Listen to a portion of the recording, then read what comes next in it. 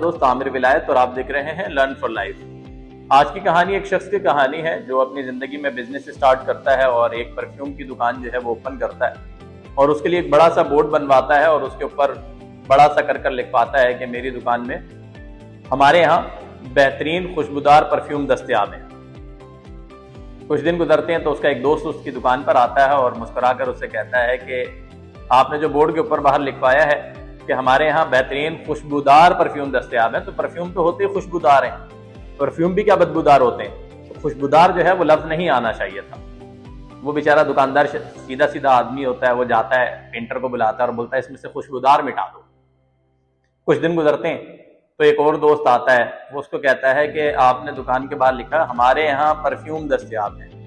हमारे यहाँ से क्या मुराद है भाई, दुकान आपकी है, परफ्यूम की दुकान है, परफ्यूम ही मिलेंगे ना, उससे जूते तो नहीं मिलेंगे, तो हमारे यहाँ लिखने की क्या जरूरत है, यहीं से मिलने। तो वो क्या करता है कि पेंटर को बुलवाता है और उसमें से हमारे यहाँ मिटा देता है। कुछ दिन गुजरते हैं तो एक और साहब आते हैं और वो कहते हैं कि आपने लिखा हुआ है परफ्यूम दस्तयाब है। तो भाई परफ्यूम की दुकान से परफ्यूम ही मिला करते हैं ना, तो आपने दस्तयाब है क्यों लिखा? दस्तयाब है का मतलब है दुकान है तो दस्तयाब ही होंगे। पेंटर को बुलाता है और वहां से दस्तयाब है मिटा देता है। फिर कोई एक शख्स आता है, वो कहता है भाई परफ्यूम लिखा हुआ है, परफ्यूम की दुकान पर परफ्यूम ही होता है ना, परफ्यूम क्यों लिखा आपने बाहर दुकान के?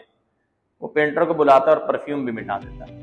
कुछ दिन गुजरते हैं तो उसके पास जो है कस्टमर आना बहुत कम हो जाते हैं, बहुत परेशान होता है, अपने एक दोस्त के पास जाता है और कहता है कि यार मेरी दुकान की सेल दिन ब दिन डाउन होती जा रही है, तो आपकी भी परफ्यूम की दुकान है, बहुत अच्छी दुकान है, तो आप मेरे पास एक विजिट करो, चक्कर लगाओ, आओ देखो मेरा क्या मसला है। उसका दोस्त आता है जिसकी परफ्यूम की दुकान होती है, वो आकर देखता है और फिर बाहर आता है, बोर्ड देखता है तो हैरान रह जाता है कि इतना बड़ा बोर्ड है, उस पर लिखा हुआ कुछ नहीं है। तो उससे कहता है कि भाई इस पर बड़ा करके लिखाओ हमारे यहाँ खुशबूदार परफ्यूम दस्तयाब है, ताकि लोग पढ़ेंगे तो आपकी तरफ राग़िब होंगे। तो जो दुकानदार होता है वो एकदम उसका माथा खनकता है कि यार सबसे पहले तो मैंने यही लिखवाया हुआ था।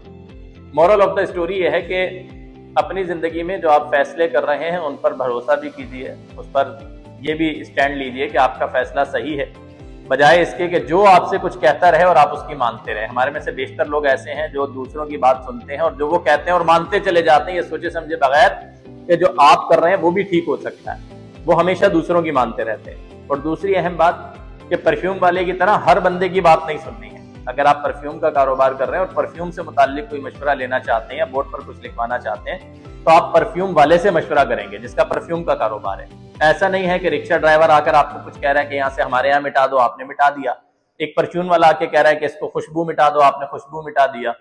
जिस भी डिपार्टमेंट के मुताल्लिक आपने मशवरा करना है तो उससे रेलेवेंट लोगों से मशवरा करना है। अगर स्कूल के मुताल्लिक पूछना है तो स्कूल वालों से पूछेंगे, अगर बेकरी के मुताल्लिक कुछ पूछना है तो बेकरी वालों से पूछेंगे, और अगर परचून के मुताल्लिक पूछना है तो परचून की दुकान वालों से पूछेंगे, तभी सही आपको मशवरा मिलेगा। जैसा मैं हमेशा कहता हूँ, खुश रहें, आबाद रहें और लोगों के लिए आसानियां पैदा करते रहें। जज़ाकल्लाहु खैरन।